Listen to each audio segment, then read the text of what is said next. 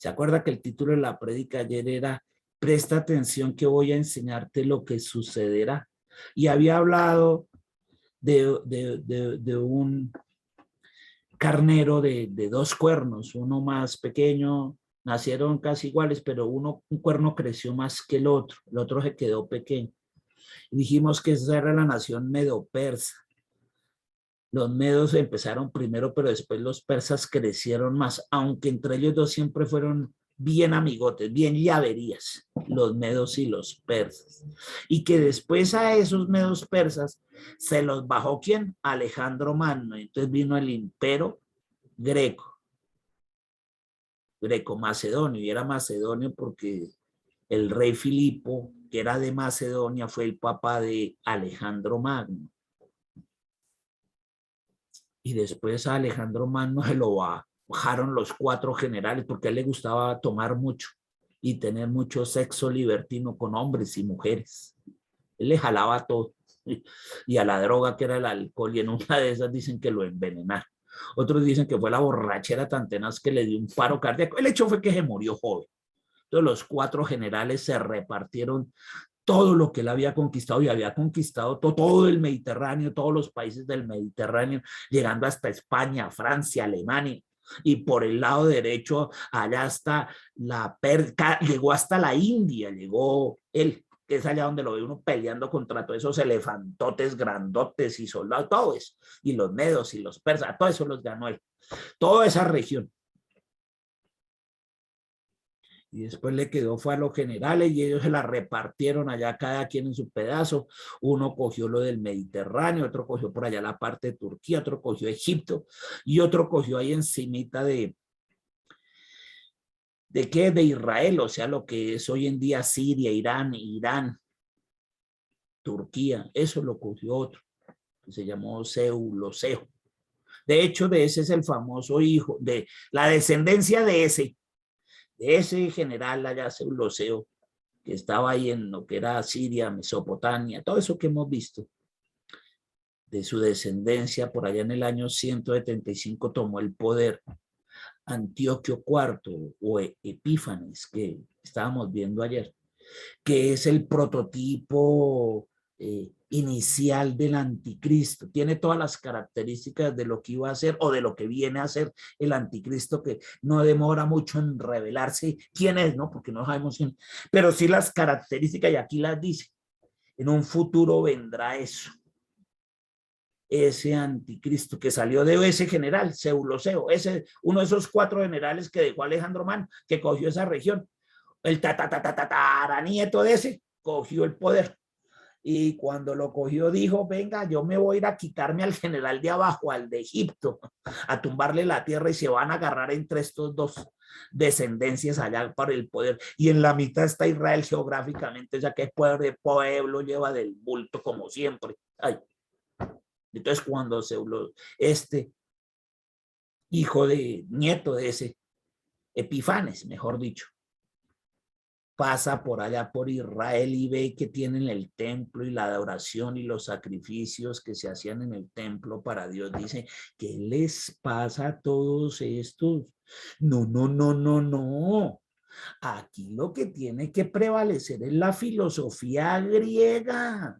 Y además que estaban en plena época. Estoy hablando del año 175 antes de Cristo, plena época ya de Aristóteles, Sócrates, Platón, de todos esos eran, el uno era profe del otro y el otro era el discípulo, entre todos así seguidito, y venía de esta época, pura helenística la vaina, y sus filosofías allá de sus dioses, de Zeus, de Medusa, de todos esos. Entonces, te tiene que crecer en el dios Zeus. Allá en el templo de los de los israelitas, fue y puso a Júpiter, una imagen del dios Júpiter en el pleno templo, en el sagrado, en el lugar santísimo, puso una imagen del Júpiter, Epífanes allá, y echó caldo de cerdo y carne de cerdo en los utensilios, en las copas que eran para hacer todos los utensilios, el incienso que hacían en el lugar santísimo, ese lo llenó, fue de caldo de cerdo, de sangre de cerdo, de comida de cerdo, la imagen del dios Júpiter. Ese Epífanes hizo eso. en pleno templo y dijo, y de aquí en adelante este pueblo crees en la helenística, o sea, allá en los helenos, en la filosofía griega, en Zeus, en Júpiter, en todos los dioses que nosotros tenemos. Y punto, si no los voy bajando.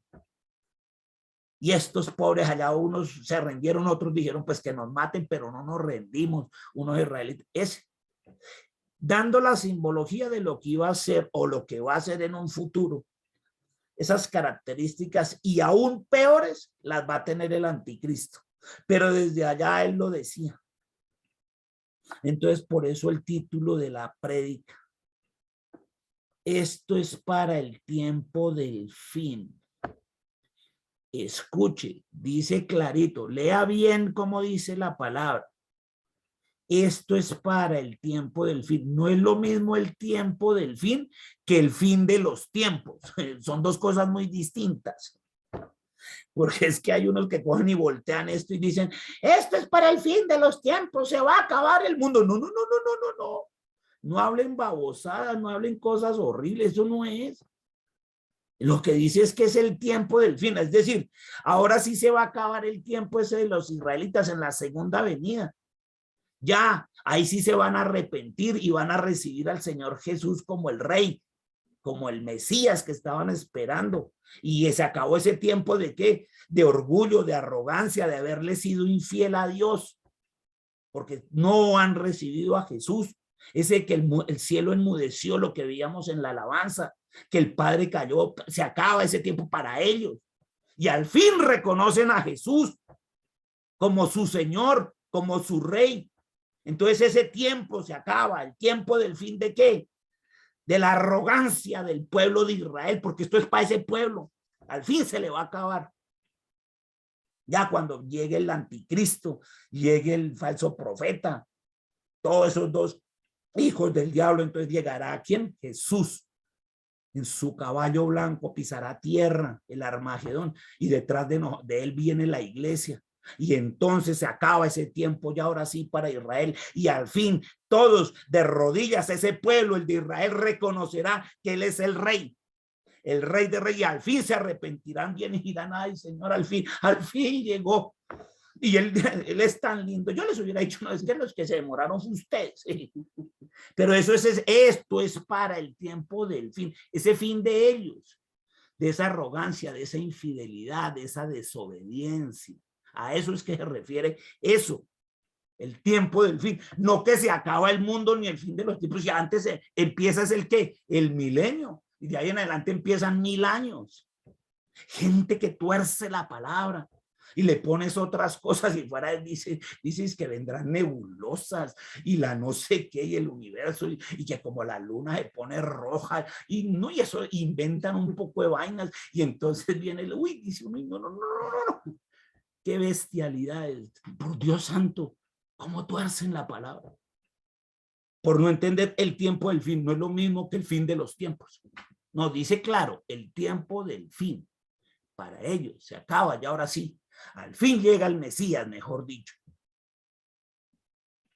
Entonces dice allí en Daniel 8, ¿se acuerda que estaba el famoso carnero y el macho cabrío? Entonces dice que Dios le mandó a alguien para explicarle a Daniel.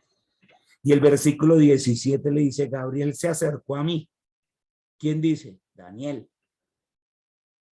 Que el ángel Gabriel se acercó a mí, lo cual me llenó de temor. Pues imagínese ver un ángel ahí. La mayoría dice, así que incliné mi rostro. Pero Gabriel me dijo, mire, esto mismo sucede en Apocalipsis, cuando le mandan a un arcángel a hablarle a Juan. Y dice que Juan se arrodilló ante el ángel y el otro le dijo, no, no te postres ante mí, Juan, porque yo no soy el Señor Jesús, yo simplemente soy un ángel. Mire aquí Gabriel lo que le dice a Daniel. Pero Gabriel me dijo, debes entender, hijo de hombre, que la visión se refiere a los últimos tiempos que para el pueblo de Israel. Para el pueblo de Israel, antes de la segunda venida del Señor. Mientras Gabriel me hablaba, yo me quedé dormido y boca abajo. pero Gabriel me tocó y me hizo ponerme de pie, o sea, como que dice, yo no quiero ver, yo no quiero ver, muestre, yo volteo la cara, esto debe ser una pesadilla lo que estoy teniendo, ay, no, no, no, no, esto no puede ser. Dice que Gabriel dijo, venga, mijito, no, si es verdad, no me vaya a foquear, dice aquí. Entonces le dijo Gabriel a Daniel, y este fue el título de la prédica de ayer, le dijo, presta atención que voy a enseñarte lo que sucederá cuando cese la ira de Dios. ¿La ira de Dios contra quién? Contra el pueblo de Israel. Ahora sí queda claro. Cese la ira de Dios contra el pueblo de Israel. ¿Por qué? Por ser un pueblo que ha sido arrogante, soberbio, porque no se ha arrepentido, no le ha pedido perdón a Dios, no ha recibido al Señor Jesús como su Señor y Salvador, le ha sido infiel, lo desobedeció. Entonces, preste atención lo que sucederá cuando cese la ira de Dios. La ira de Dios no es contra su iglesia. A ver, el Señor había enmudecido y callado con este pueblo. Y entonces ahí le dice, esto es para el tiempo del fin. ¿Cuál es el tiempo del fin? Que cesa la ira de Dios contra el pueblo de Israel. Ahora sí, no es para el fin de los tiempos ni que va a acabar. No, no, no. Esto es para el tiempo del fin y de ahí sale el título de la prédica. Decir, ¿cuál es el tiempo del fin? Mejor dicho, la segunda venida del Señor. Cuando Él llegue y pise tierra.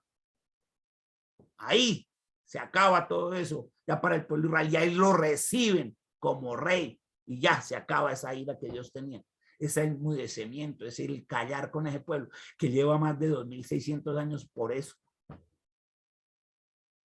Entonces le dice, y le empieza a explicar. Mire que la Biblia explica así mismo y deja las cosas claras, no como inventos que dicen, y los 10 cuernos son estos 10 países, y es, no, no, no, no, no. La Biblia siempre deja las cosas claras. Mire, ¿se acuerda que aquí vimos qué? El carnero y el macho cabrío. Y uno diría, ay, pastor, usted dijo que el carnero, usted también está especulando, porque dice que un cacho del carnero eran los medos y el otro que era más largo eran los persas. Y también dijo que el leopardo o el macho cabrío con el unicornio ese ahí, entonces era Alejandro Magno y que ese era el imperio griego. Usted también está inventando. No, yo no estoy inventando. Lo que pasa es que aquí dice, solo que ayer les anticipé. Mire el 20.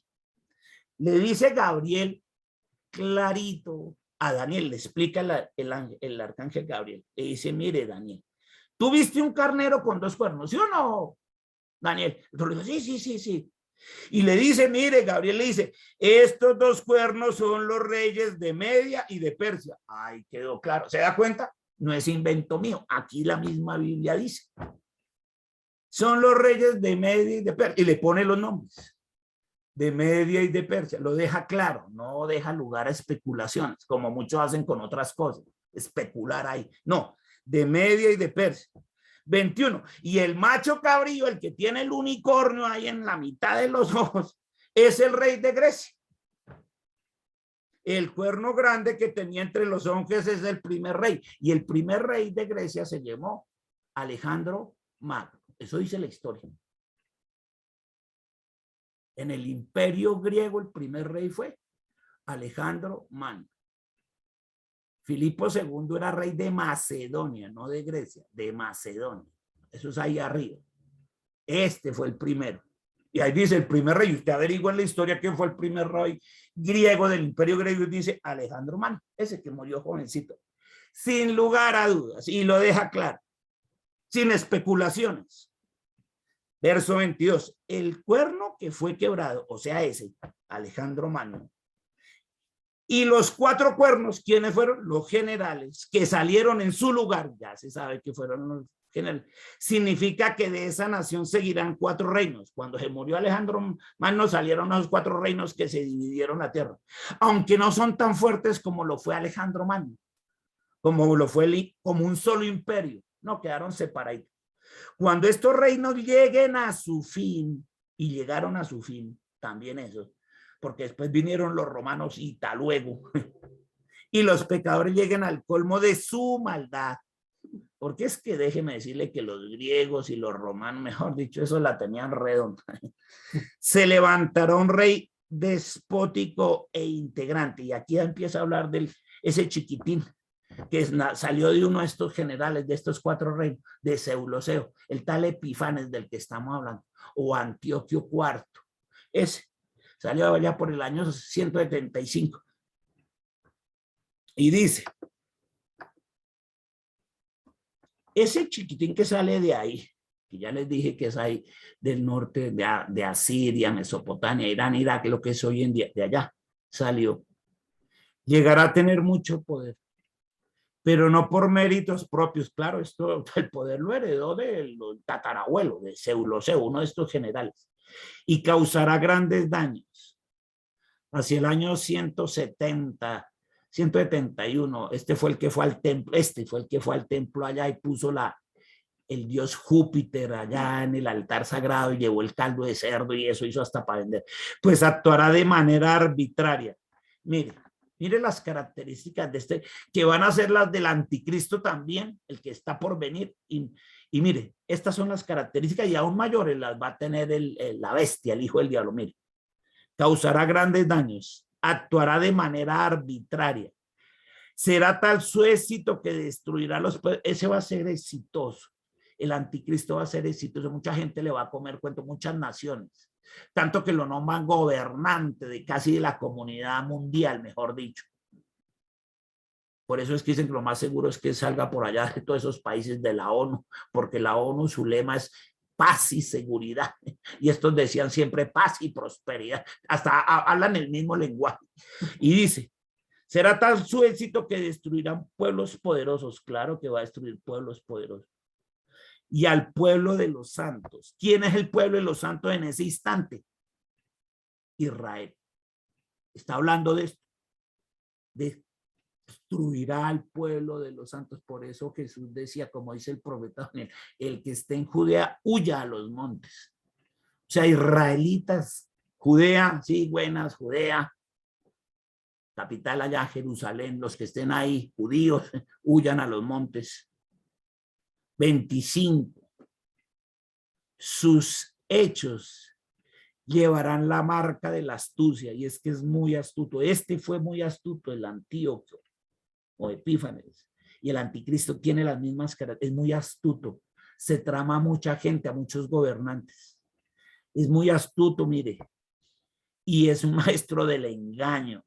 Se llenará de soberbia, es bien soberbio, ese se le va a salir sobre todo en los 3 últimos años y medio, en la gran tribulación, va a pelar el cobre.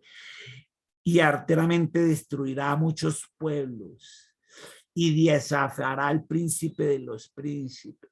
¿Quién es el príncipe de los príncipes? Señor Jesucristo. Y lo desafía ¿a qué? A ver, ¿dónde quedó su reinado? Pero téngase, porque el Señor Jesús sí viene y va a pisar tierra. Por eso le dice ahí, mire, pero será derrotado. Y no por la intervención humana. Y aquí sí que lo deja claro. Y no por la intervención humana, porque quien lo va a hacer es directamente Papito Dios enviando a su Hijo Jesús por segunda vez. Esto es una intervención no humana, es una intervención divina que viene del cielo aquí a la tierra. Y lo deja aquí bien claro. No va a ser por la intervención humana. Y le dice, la visión que tuviste de las tardes y las mañanas, ¿se acuerda cuántas fueron? 2.300. Es verdadera. Y le digo a Daniel, no, eso es verdadero, eso va a pasar. Y eso pasó. Supongo que ustedes hicieron la tarea, ¿cierto? Que ustedes hicieron la tarea ya y averiguaron que este Epífanes gobernó del año 175 antes de Cristo al 164, o sea, 11 años. Pero dentro de esos 11 años hubo 6 años y 110 días, que fueron los 2.300 días, en que este Epífanes hizo todo eso en el templo y los obligaba a estos a cambiar sus creencias por las helenísticas, por las griegas, ¿cierto? Y dice, Antíoco IV Epífanes comenzó a profanar el templo al asesinar al sumo sacerdote Onías III el 12 de septiembre del año 171 antes de Cristo, y terminó con la restauración de la adoración del templo bajo el gobierno de Judas Macabeo el 25 de diciembre del 165 antes de Cristo. Esto da un total de 6 años y 110 días, es decir, 2300 días, tal cual se lo había profetizado, cuando él profanó la primera vez el templo y cuando Judas de los Macabeos. De hecho, el primer capítulo del libro de los Macabeos, ese libro sí está en las Biblias católicas, el de Macabeos. En las Biblias evangélicas no está porque hay muchos versículos que no atentan contra la verdadera, el Dios, contra el verdadero Dios. Bueno, algún día será capítulo de estudio, por eso no lo incluyeron dentro de los libros canónicos, o sea, que cumplen con todas las reglas para hacer un libro tenido en cuenta en la Biblia. Pero históricamente el primero y segundo capítulo, mejor dicho, todo el primer libro de Macabeo, habla de esto que pasó con este Antíoco o Epífanes, y habla de todo eso y de las fechas y todo eso. Allá en ese libro de Macabeo, el que quiera lo lee ahí en internet, lo busca o lo baja en PDF o lo encuentra o en una Biblia católica, ahí está, y el primer, segundo, habla mucho de esto y habla de eso. Ahí están los 2300 días en ese periodo. Y por eso le dijo Gabriel, le dijo, no, venga, chino, eso de los 2300 días, esa visión que tuviste de tardes y mañanas, es verdadera, eso va a suceder y eso le pasó. Lo que pasa es que Daniel escribió esto en el siglo VI y esto ocurrió en el siglo II, o sea, casi 400 años después ocurrió todo esto que vio Daniel. Por eso el pobre Daniel estaba más loco que una cara de yo no entiendo en mi papá. Ay, Señor. Pero mire aquí lo que le dice Gabriel. Pero tú debes mantenerla en secreto, porque aún falta mucho tiempo. Y fuera de eso le dijo, aún falta mucho tiempo. O sea, faltan 400, casi 400. Ah, vaina. Y cuando uno está en esta unción de llenura del Espíritu Santo, que se la da, en este caso vino sobre él y se la dio a través de ¿quién? De Gabriel, del arcángel Gabriel.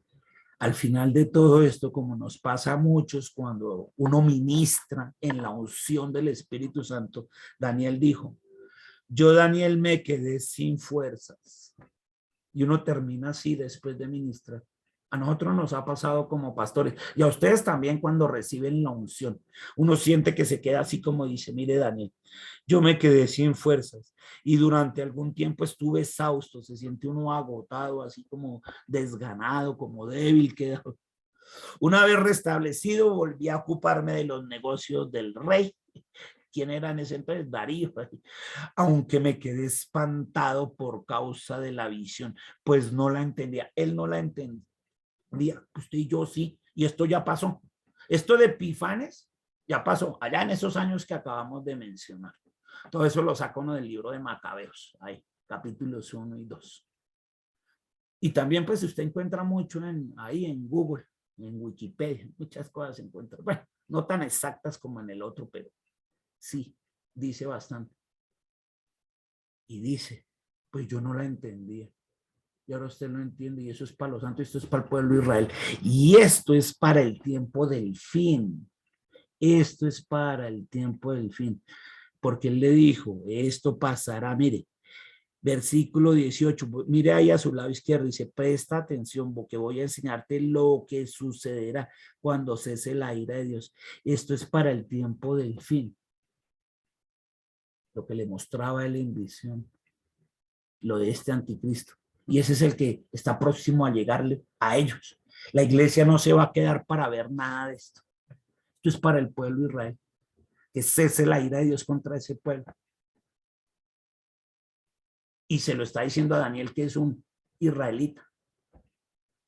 Y de paso, cuando llegue Jesús por segunda vez y toque tierra, que empieza el reinado de los 1000 años, se le cumple la promesa a David. Porque a David allá en Samuel, en segunda de Samuel, le dijo, y del trono de David, de tu descendencia, vendrá y se ocupará en ese trono el que reine por la eternidad. Y acuérdese que Jesús es de la descendencia de David. Jesús viene de la descendencia de David. Eso usted lo ve allá en Mateo y en Lucas, ¿no? El linaje de Jesús por parte de la mamá de María, y usted lo ve del linaje por el parte del padre adoptivo de José. Y María y José, los dos vienen del linaje de David, de la tribu de Judá. Y de ahí nació Jesús. Y él llegará en la segunda venida y gobernará por la eternidad, tal cual se lo dijo a Samuel. Y a él le dijo a David, y tu reinado será por 1000 años. O sea que David va a ser el que nos va a ser el presidente ahí. Por 1000 años va a gobernar. Y el rey Jesús por encima de todos, hasta la eternidad. Y se cumple todo lo que dice en 2 Samuel.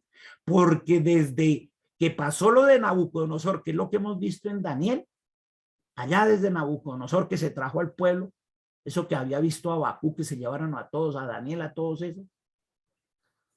El último rey de los judíos, ¿se acuerdan que llevaron a Sedequías, que le sacaron los ojos? Yo les conté, ¿no?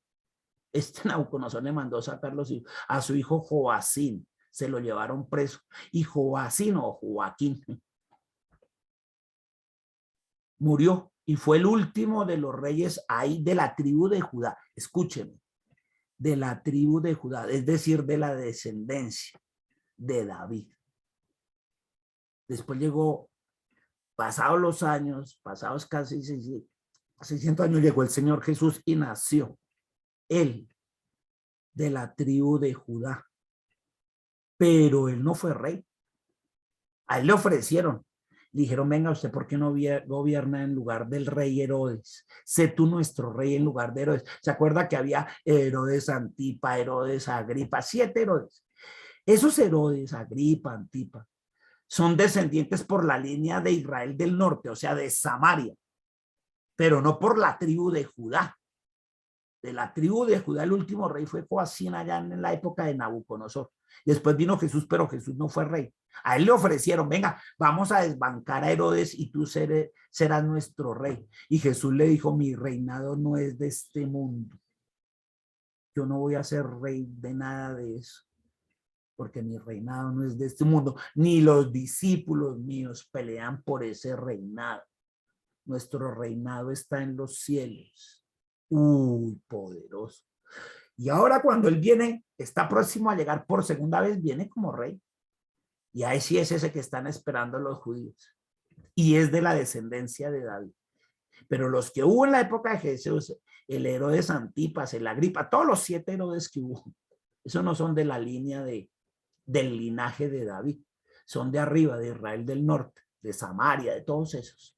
Pero no del linaje de David. ¡Puf! Poderoso eso. O sea que no ha vuelto a haber un rey en Israel de la descendencia de la tribu de Judá. Y no lo va a ver hasta que llegue Jesús. Y viene y se cumple la palabra. Se cumple lo que Dios le prometió a David allá en 2 Samuel. Porque el mismo David vio a sus hijos y dijo a Absalón y los que tenía, y el uno violó a una hermana cuando en tiempos de David. Dijo, y él mismo dijo, pero de esta descendencia tan puerca, porque es una porquería mi descendencia. Vio al Salomón que tenía 700 esposas y 300 concubinas. Dijo, ni los hijos con lo uno, ni con la otra, ni con... De esta descendencia va a venir quien gobierne por la eternidad. ¿En serio, Dios? Si es que esto, la verdad es que entre y escoja. No, él no sabía de qué estaba hablando, porque de quien estaba hablando es de Jesús. David pensó que estaba hablando era de los hijos que él tenía ahí en la actualidad y dijo, no, si de esta descendencia va a venir, mejor dicho, no quiero ni que venga. Él era honesto, David era honesto, eso lo vio usted en 2 Samuel, pero no, es que él no sabía que estaba hablando de Jesús, el que va a llegar ahora, que de ese linaje sí es. De ese sí es, y dice uno, uy, no, y se cumple todo eso, porque no lo ha habido allá.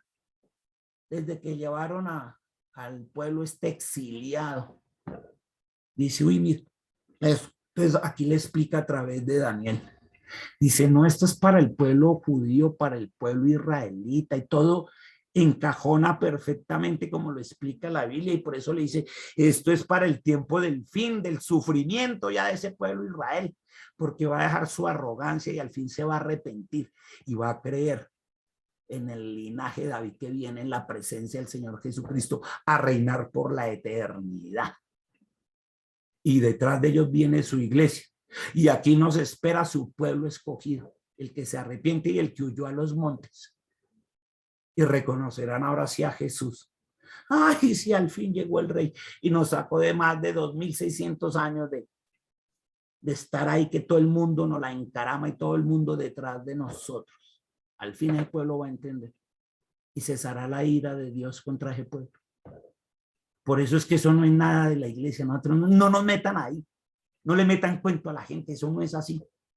Aquí la palabra misma lo explica. Y este es el tiempo para el fin de ellos y nos lo explica a nosotros. Y sabemos lo que se viene.